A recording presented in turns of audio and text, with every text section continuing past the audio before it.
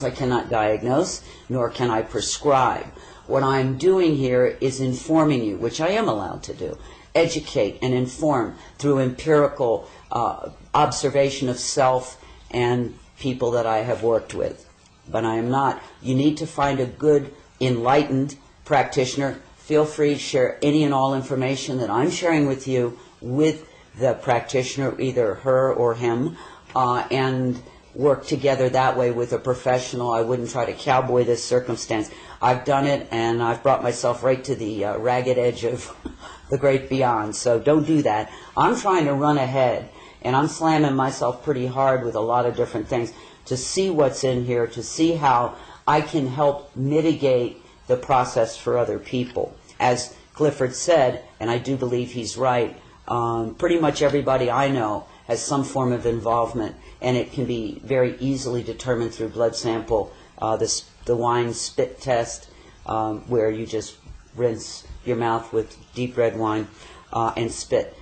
So that said, when you begin to follow Herring's law of cure, which is brilliant, top to bottom, into, out, cure, into, out, and in the reverse order in which it came in, you begin to demonstrate on a topical level, and I've had a lot of people get in touch with me with these horrible rashes, itchy, burning, stinging like glass shards, and I'm very familiar with that. I'm currently dealing with it because I've been pushing very, very hard.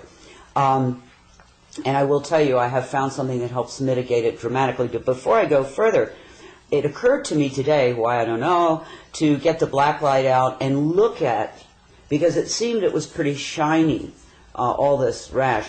And sure enough, it's luminescent.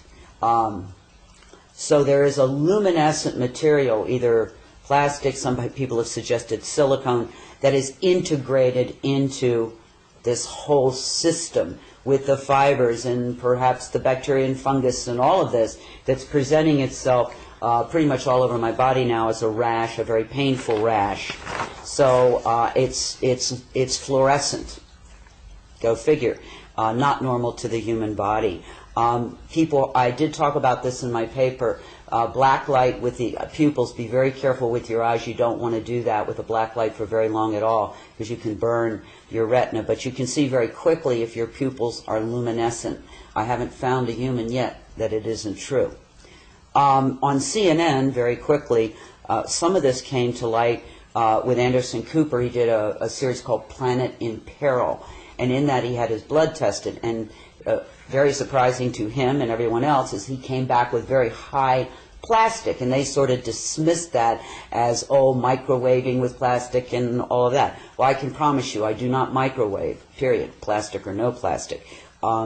Very careful. I store most of my food in glass, and I can go on and on. So, and I've been driving and had huge globs of clear liquid hit my windshield, and you try to wash it off and it smears, smears, smears. So I have a pretty good idea, I think, of where that might be coming from.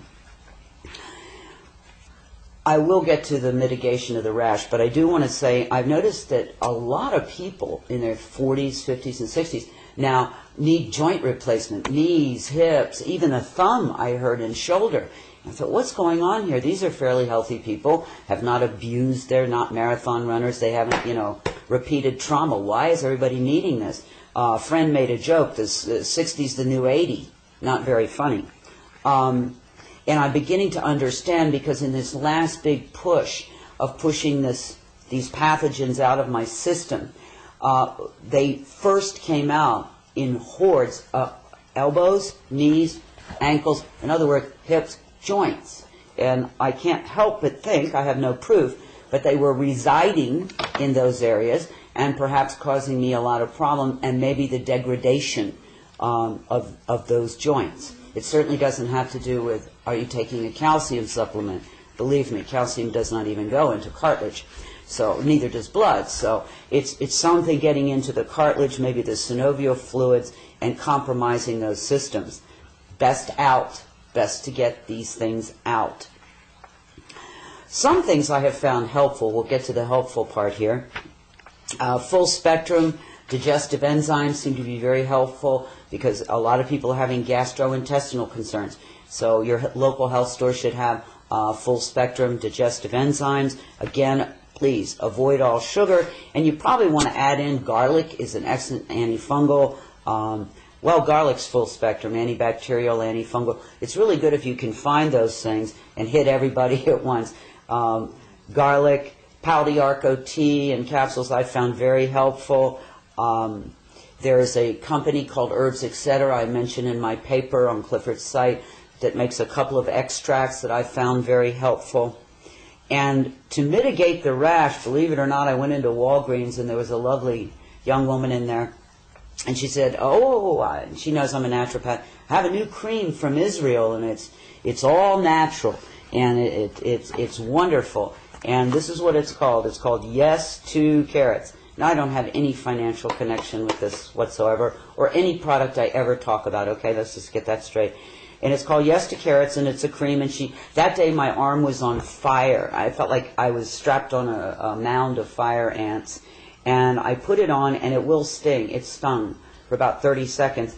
But then everything went quiet, and it was truly blessed relief. And I guess that's 5 or 6 days ago. And I've found a great deal of relief with the rash, the attending rash with this product.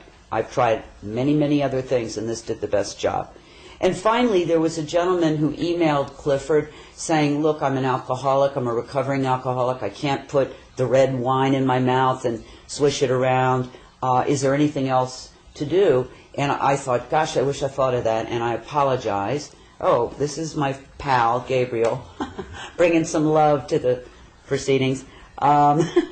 Anyway, I thought about it, and I don't know if the alcohol has that much significance.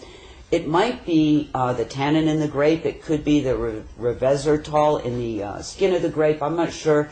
But it might be worth it to try purple grape juice. Now, between now and the next time we meet, I will get some purple grape juice and give it a shot. But for those who are alcohol restricted, it's at least a thought to try that. I'm sorry I didn't think of that before.